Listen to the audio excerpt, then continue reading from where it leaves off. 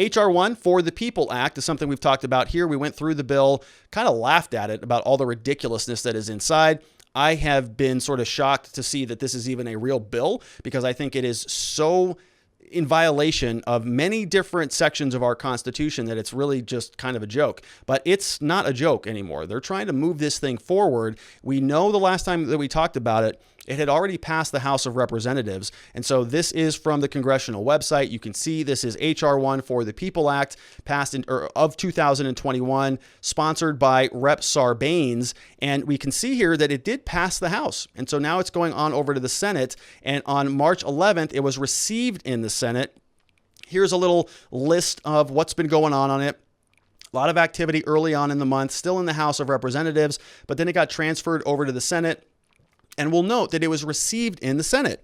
And the reason why I sort of was kind of laughing at this the last time that we talked about it, maybe a week ago or 2 weeks ago, was because I was thinking there is no way that this is ever going to pass in the Senate. Remember, we have the filibuster and the Democrats only have 50 seats in the Senate. And we already know that certain people, certain senators have sort of expressed opposition to eliminating the filibuster. And I'm going to explain what the filibuster here is in a minute. But now the long and short of this whole segment is that they're trying to essentially rewrite the Senate rules so that they can get around the filibuster. And so my protection, my thought that this will never pass in the Senate is not so, it's not on solid ground anymore. If the filibuster is not in existence, or if Mitch McConnell has made his statement on it, but if Chuck Schumer and some of the other Democratic leaders in the Senate want to rewrite the rules so that they can pass through voting bills and do an end run around the filibuster, then there is no protection. There is no last line of defense against H.R. 1 becoming law. And they're working hard at this. And so I want to break this down. We're going to first talk about what a filibuster is. We hear this a lot, but let's understand what it means, because I think it is important. Then I'm going to show you what Stacey Abrams, who is a big voting rights person, she's somebody who was critical in helping the Democrats win those 2 seats in Georgia for Ossoff and Warnock. For those 2 guys, I believe were the two senators. I might have been missing their names up, but she was instrumental in getting them elected in Georgia. She was instrumental in a lot of the elections throughout this country, and she has been sort of the spokesperson for getting this through. So I'm going to show you what the filibuster is. This comes over from the United States Senate. You can find this. This is their explanation of this. So what is a filibuster? And you may have heard about these filibusters where they'll get up there in Congress and they'll just talk for 12 hours. Rand Paul did it at one point in time. I forget what he was talking about. And then Ted Cruz did it at another point in time. And they talked for 12 hours, 16 hours, or whatever it is. And that's kind of the standing talking filibuster, which is what many people think when they hear the word filibuster. But it's also just a procedural concept. And so let's break down what this means. The Senate tradition of unlimited debate, meaning they start with unlimited debate. It has allowed for the use of the filibuster, which is a loosely defined term for action that is designed to prolong the debate and delay or prevent a vote on a bill, resolution, amendment, or other debatable question. So you can kind of spend a lot of time unpacking that, but the theory is the Senate wants debate. That's where they have debates. And so that has been a tradition there that, well, we're going to allow debate to go on. The only way to end that is by, well, didn't happen until 1917. This was a long-standing tradition. Prior to 1917, the Senate rules did not provide a way to end debate and force a vote on a measure. So that means if you don't have cloture, which is something that they adopted recently, then you can just debate and debate and debate and debate. And you can just add on amendments and you can just submit modifications and change the bills. And basically, because there's no closure on the bill, you can just extend this indefinitely and bills will die during the debate phase. However, in 1917, they did adopt rules. That year in 1917, the Senate adopted a rule to allow a 2/3 majority to end the filibuster. This is a procedure known as cloture, which kind of sounds like closing the debate. If 2/3 of the Senate says, "Now we're done debating this issue, we can close it, and then we can go and move for formal votes and formal momentum on the bill." In 1975, the Senate reduced the number of votes required from cloture from 2/3, which is 67 of the 100, down to 3/5, which is 60 of the 100. And so right now, that's the current rule. If they want to pass H.R. 1, they're going to have to overcome the filibuster because they're not going to get 10 Republicans who are going to join and cross the aisle with the Democrats and vote for cloture, which would close the debate window and allow H.R. 1 to come forward for a formal vote. And so what are they going to do about that? Well, they can't get this through. What's the perspective? What's the option? Well, Stacey Abrams says, we need an exemption to that rule. We're going to get around that a little bit. Here she is on Meet the Press over the weekend. I want to start with the issue of H.R. 1. The House has passed this bill. The reality is it's not going to overcome the Senate filibuster. So I guess my question for you is, do you think it's that Democrats should pare down H.R. 1, focus it on all things voting rights and voter access? Or is it the focus should be on eliminating the filibuster? I think the focus should be on protecting our democracy. We know that January 6th was the opening salvo in an attempt to roll us back to Jim Crow era. We are watching 7 times the number of bills permeating across state legislatures than occurred in 2020 during election year. And we know that the U.S. Senate, much like the U.S. House, has the sole responsibility under the Elections Clause of the U.S. Constitution to regulate the time, place, and manner of elections. That is something that we have to accomplish. It would be best if it was done in concert with Republicans, as we have in times past when we had to confront our demons and do better by our people. And my deep hope is that we can get it done. But I would say that an exemption to the filibuster for the purposes of protecting our democracy is not only logical, it is fundamental to who we are. Whoa. So an exemption to that rule. So now if they modify the rules, and the Senate's free to do that, right? They can pass their own rules. They can decide how they want to govern themselves. And so if they say, yeah, we just want it to be a simple majority vote for, let's say, voting bills, anything that's on voting, we're just going to have, well, we can invoke cloture with a simple majority vote. They pass that rule. They can get it through. They got 50 people. Kamala Harris comes in, breaks the tie. H.R. 1 lands on Joe Biden's desk. So the question then becomes, can they do that? Can they get the filibuster rules changed so that they can go in and vote by simple majority? Doesn't look like it. Well, maybe yes, maybe no. But here, H.R. 1 can't pass the Senate. So this is written over on the Washington Post by this guy, Richard L. Hasen. He is the chancellor, professor of law, political science at UC at Irvine, author of Election Meltdown. Smaller, he says H.R. 1 can't pass the Senate, but here are some voting reforms that could. So you can read the whole article if you want. Basically, what they're trying to do is piecemeal this thing. They know that there's a lot of just awful stuff in that bill and it's not going to get the votes, so they can break it up and then try to ram it down our throats individually rather than in one big disgusting sandwich. So that'll be fun. But here he is saying not only is H.R. 1 unlikely to survive a filibuster led by Republican senators like Mitch McConnell, he has directed most of his opposition at the campaign finance aspects of the bill. He said it's not clear it could even get 50 votes from the Senate's Democrats and their independent allies. That makes it an unlikely vehicle for convincing Democrats to abandon the filibuster and requirement for voting rights bills, as I and others have advocated. So he's saying that specifically. He's an advocate for this solution. Abandon the filibuster requirement for voting rights bills. Why would Democrats like Joe Manchin and Kyrsten Sinema from Arizona, who say they want to keep the filibuster in place, vote to abolish it for a bill that might not even have majority support? Which is a good question. And, you know, the issue here, somebody put this kind of brilliantly. It's Joe Manchin's a senator. He's a Democrat. Kyrsten Sinema is a Democrat. She's here in Arizona. If they eliminated the filibuster so that it was just a simple majority vote and they didn't need 60 for cloture, then they would be very, very powerful people because they would be the tie-breaking votes, right? If we only need 51, we know Kamala Harris is going to do anything the Democrats do. Kyrsten Sinema lives in a purple-ish Arizona, looking bluer and bluer by the year. Well, if she could be like the John McCain, you know, who kind of, well, I'm going to go with you or I'm going to go against you, and seize a lot of power. So could Joe Manchin. So why wouldn't they want that? Well, because that's a lot of responsibility that comes with that power. Now they're going to be under the gun on every single vote that comes up. And if they don't side with one particular side or the other, then they're going to get scapegoated for not passing the bill. So on every single bill that comes up, do they want to have to make that decision, or do they just want to kind of hide in the majority where all of the other Democrats are? And so now if it's 51 to 49, they don't have to make that tie-breaking decision. They just go, oh no, we're going to keep the filibuster in place, and we couldn't break the filibuster, so therefore we can't vote on it. In other words, they can only go and vote on the bills that are very popular, that have majority support to end the filibuster. So it's sort of, it's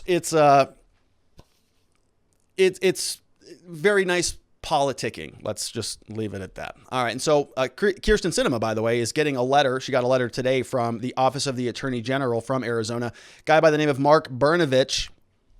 He sent this letter over to them. Not going to read through the whole thing. I just want to sort of show you what's going on here. So this is a letter from his office, the Office of the Attorney General from the state of Arizona. And you're going to imagine, I know this is Arizona, but you're going to see other attorney generals who are taking more of an active role in a lot of this federal litigation. We're already seeing this. We talked about this previously about Ken Paxton over from Texas, joined on, I think, a dozen or so-ish other states have joined in on that litigation, challenging Joe Biden and some of his immigration policies, specifically relating to the public charge issue that we talked about.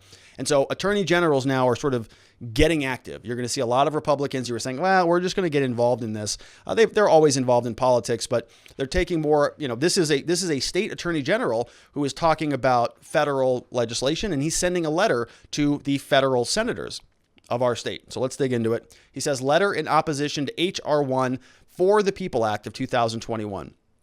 Mark Brnovich says, Dear Senators Sinema and Kelly, public servants have no duty more sacred than protecting people's right to vote while maintaining the integrity of the elections. As the chief legal officer for Arizona, I respectfully urge you to vote no on the companion Senate bill H.R. 1 for the People Act, because it would not expand Arizonans' right to vote, but only eviscerate the integrity of Arizona elections and undermine voter confidence, which is, we don't want to do that, because in 2020, we had 100% voter confidence and 100% integrity-based elections. We know that because that's what we heard from Jake Tapper and many of his kind throughout the media for a very long time. Anybody who said that there were any problems with the election, those are just baseless claims. There's no ground for that. No court of law in the whole history of the universe has ever found any shred of evidence that there was any problem with the 2020 election. So I don't even know why we're even talking about voting rights, because our voting system is perfect and there's nothing that we need to change about it. But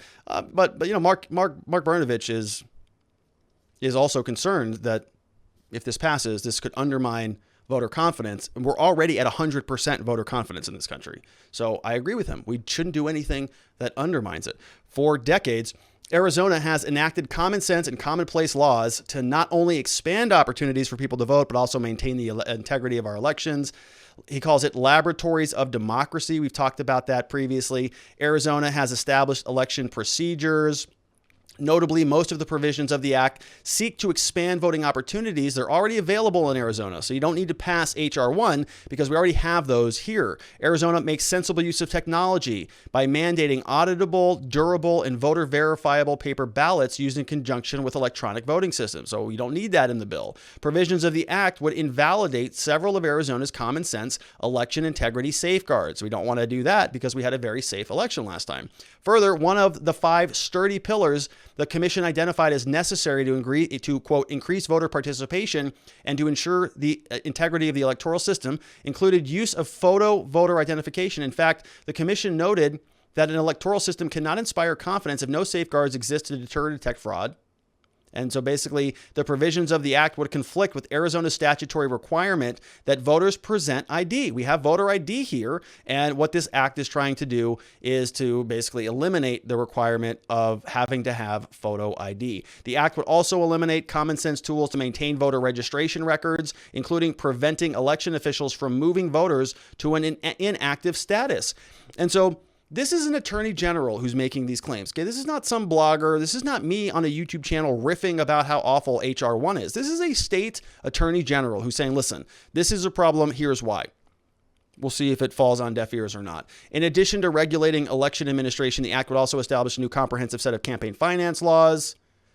Finally, a constitutional amendment adopted by voters in 2000, Arizona has utilized 5-member independent redistricting commission. The act would require the state to utilize a 15-member commission for drawing congressional boundaries. Unless Arizona's constitution is amended to update it, well, you can't do that. Public officials, there's no higher priority than maintaining elections. Very foundation of our nation. We have laws in Arizona, blah, blah, blah. Let's keep it that way. Respectfully signed off on by Mark Brnovich, the Attorney General, and he is citing sources. You can see that. Look at all these footnotes here. H.R. 1, Section 1903, H.R. 1, Section 1201. We've got ARS statutes, Arizona revised statutes, and on and on and on. So a pretty nice systematic paragraph by paragraph takedown on it. I'm not going to read the whole thing because it's a big long letter, but if you want the slides, you can grab those and read it yourself or go find it. Just Google Mark Brnovich. Very good letter. Is the filibuster going away? We don't know if it does, or if they can carve out that exemption like Stacey Abrams wants to do, then certainly they're going to try to pass this. But Mitch McConnell, who is now the Senate Minority Leader, he's the Senate GOP leader, let's say, and he is unhappy about this threat of potentially ending the filibuster. He offers a scathing, scorched earth filibuster warning. This comes over from The Hill, written by Jordan Carney. Senate GOP leader offered a scathing warning to Democrats amid growing pressure to nix the legislative filibuster. Let me say this very clearly for all 99 of my colleagues. Nobody serving in this chamber can even begin to imagine what a completely scorched earth Senate would look like, McConnell said. He added that in a chamber that functions on day-to-day basis by consent, meaning all senators sign off on an action, quote, I want our colleagues to imagine a world where every single task, every one of them, requires a physical quorum. Cocaine Mitch is back. McConnell's remarks come a day after Senator Dick Durbin, the number 2 Senate Democrat, offers a scorching rebuke on the 60-vote legislative filibuster, comparing it to, quote, a weapon of mass destruction that was holding the Senate hostage, is what he said. These people.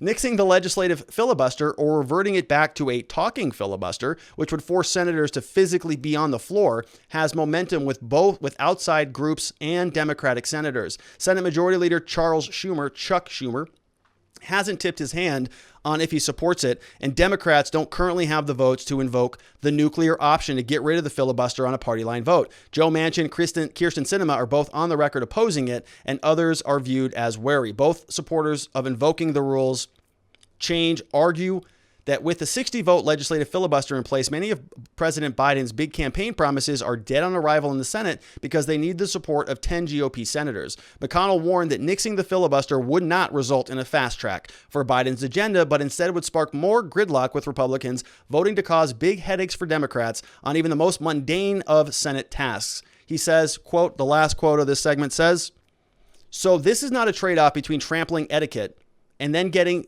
to quickly transform the country. That's a false choice. Even the most basic aspects of our colleagues' agenda, the most mundane task of the Biden presidency, would actually be harder, not easier. So, Mitch McConnell, woof. You know, sometimes he can be like a little bit like a turtle, little turtle Mitch, and then other times cocaine Mitch. And I say both those things lovingly, okay? I didn't invent those terms. I'm stealing those from other people and incorporating them. Cocaine Mitch, go get him. Don't end the filibuster.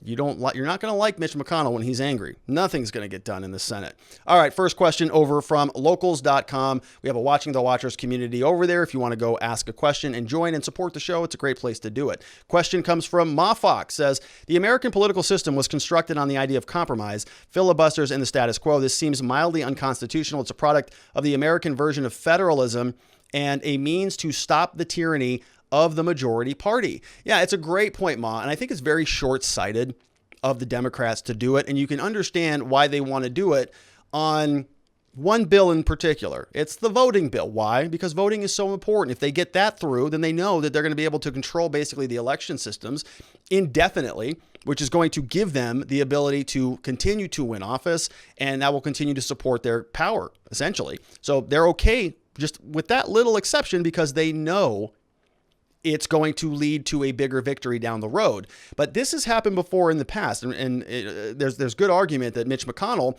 when they dropped this rule down from the 2/3 down to the 60, that he was, I think he told at some point, they made an exception to judges. And they didn't need, they basically removed the filibuster for federal judges. And as soon as Harry Reid left the Senate, then Mitch McConnell came in. He became the majority leader and filled up the judiciary with a bunch of judges because the Democrats lowered the threshold for invoking cloture on those judges to serve them temporarily. But as soon as they lost control of the party or of the Senate, then a different Senate majority leader came in and commandeered all of that and used their own rules against them. And so, this is, I think, not a good development. This is not good for the country. I think that there should be some consensus. We certainly don't want every time that there is a change of the balance of power in the Senate that the new party just goes and passes new voting rules. Okay, what happens if in 2022 Joe Biden and his people are punished at the ballot box and the Senate goes back to the Republicans? Are they going to pass another voting rights bill? Are they going to, or let's say, because Joe Biden would still be in power, so he would be able to veto that bill. But what happens when the Republicans have control of all three houses, the White House, House of Representatives, and the Senate? What happens then? It's not good. I think we do want some consensus and some agreement. I agree with you, Mom. We have Dr. Renal MD says, Robert Barnes, I'm going to be on their show tomorrow. During formation of our country, there was considerable fear of tyranny of the majority. Yeah, and I think Alexis de Tocqueville talks about that. This is why the time, place, and manner of federal elections are set with state legislatures. I don't see how it's constitutional to pass a regular law to override this fact. Basically, they want to legalize mail-in voting. Voting is a responsibility. It requires research and shouldn't be like sending a text message. I agree with you. It's an important thing to do, which is why when we have the debate about voter integrity versus voter enfranchisement, or they call it voter suppression, the other side calls it voter fraud. We're sort of on two ends of the spectrum here. But I think that maybe we should focus a little bit more on making sure people who are who they say they are and requiring them to vote in a way that we can have credibility in our elections. Because when we don't have credibility, you have half the country that is still kind of just checked out as it comes to politics. And the country, I think, is not in a good, healthy political state at the moment. We have News Now Wyoming says, I wouldn't be surprised, but just like packing the court, they have to realize how stupid it would be for them to end the filibuster in the long term. Yeah, it would be very stupid because the Republicans at some point will seize control and they can just, do the same thing. And we don't want that necessarily. I don't. We have NY Renal MD says the Dems have 50 plus VP majority. They are proceeding like all Senate proceedings on agreement. If McConnell puts unanimous consent, the Senate would grind to a halt. Yeah, and he's threatening that. I mean, outright. Oh, you need some new copy paper? Okay. Well, let me go see what my Republican colleagues have to say about that. Chuck. Oh, you want to expense that lunch? Not going to happen today there, buddy boy. Because Cocaine Mitch is in town. Not getting that one through. We have Nadarb Lassir says, do you know how close Stacey Abrams was to winning her election for governor? Yeah, I think it was extremely close. All right, I'm gonna put it up. But I didn't put it in the slide. Miss Faith did blame her. Here it is. She was this close. How close was Stacey Abrams to winning her election for governor? About this close. Really, really close. It was really close. And let's move on past that one. All right. So this is, thank you for your support on locals.com. Thanks, Nadarb. Oh no. I have one of those too. You notice that? I got a little bit of one.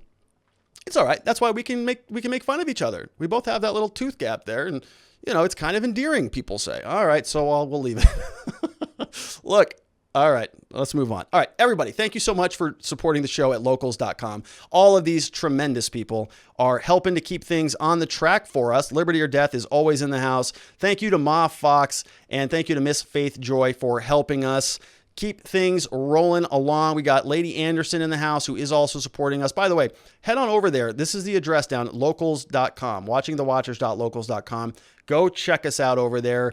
We have Sasha Sisha, who just joined up. I think that's going to be down over here. Yeah, there it is. So Sasha Sisha signed up. Baldman, welcome to the show. We also have Leaf45 who joined in. Yesterday, we had a handful of new people sign up as well. Ginny, Realtor Patty, Canadian, Kelly, D, Stu, and others. Let's go back and say hi to Dangerous Freedom. We have Jax842. We've got Gust Click. We have CA Java Bean. We have over here Molly May, Paula MK85 in the house. Saw her today. Matt Maker, Jenny, Virginia Mary, and many others. Everybody, thank you so much for your just tremendous love and support over on that platform. If you're not already over there, go check it out and get a couple of great things over there. First and foremost, a free copy of my book. It's called Beginning to Winning: How to Fight Your Case and Succeed in the Criminal Justice System.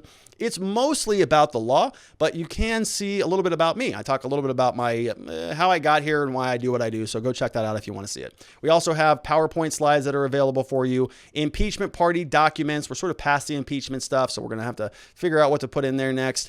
Copy of our existence system, so a little productivity development process that I do every single day. It's been very helpful for me. You can go check that out. Links and conversation, and of course, all of the great people are over on locals.com. And before we get out of here, I want to remind you, I am a criminal defense attorney. This is my law firm right here, R&R Law Group. We are based in Scottsdale, Arizona. We offer free case evaluations. We love to help good people who have been charged with crimes find safety, clarity, and hope in their cases and in their lives. We are very passionate about what we do. We can help with anything. Anytime anybody's been in trouble with the law in the state of Arizona, we're ready to rock and roll on those cases. So it can be anything from DUIs, domestic violence, drug offenses, any type of major felonies, minor felonies, some of the more gruesome crimes we've helped with, some of the more minor stuff like traffic violations. We can help you clear up an old record. We can help you remove a mugshot off the internet. We can help restore your rights so you can go and possess a firearm again, go and vote again, be a full citizen.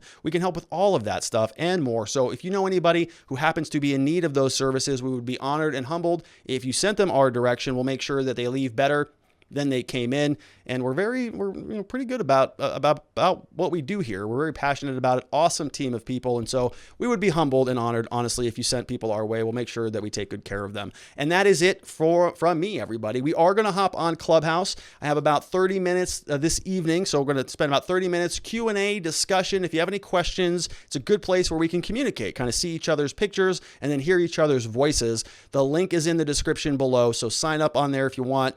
If you need an invite, send us an email to tips@rrlawaz.com. Miss Faith, I don't know if she has any invites left, but I do certainly. So send us one. We'll make sure we can get you on there. It is only for iPhone and iOS devices right now. So if you're an Android user, you're kind of left out. And I'm an Android user. I know it just stings, but this is what we got to work with. I know that Twitter and I think other platforms are building sort of competing platforms. So this will be available in the future for everybody. At some point, we're just not there quite yet. So if you want to join us on Clubhouse, I would encourage you to join the club as well. There is a Watching the Watchers club over there that you can join. We're going to hop on there and have a conversation. I want to invite you to be a part of that. Otherwise, we're going to be, we're not going to be here tomorrow. There is not going to be a show tomorrow. Do you know why? Because at the same time, we're going to go over to Viva Frey. We're going to go over to his channel and talk to him and Mr. Barnes. They have a new show where they're interviewing people on Wednesdays at the same time, 7 p.m. They're trying to counter-program us. That's all right. We're just going to go right on their show. How about that? We'll just take it over for a day. So I'm going to go on there, and I'll be interviewed there. We will share the link to the show tomorrow. So we'll post that in the community tab. We'll post that on Locals. I'll post it on my socials and on Twitter and everywhere else to find it so that you can go and join us. So it'll be a little bit of a different night for us. They have great content, by the way. If you're not already over there, I would encourage you to go and subscribe. Very good stuff. Robert Barnes can talk circles around almost anybody. Viva's very, very nice guy, very insightful. And so I'm looking forward to speaking with them, and I hope you will join us. So that is going to be at the same time. So it's going to be 4 p.m. Arizona time, which is Pacific time. on the West Coast. Then it's going to be 5 p.m. Mountain Time, 6 p.m. Central in Texas, 7 p.m. Eastern for Florida Man. Everybody, have a tremendously lovely, wonderful night. Have a nice, hearty, healthy dinner. Sleep very well. I'll see you right back here Thursday, tomorrow on Viva. All right, everybody. Bye-bye.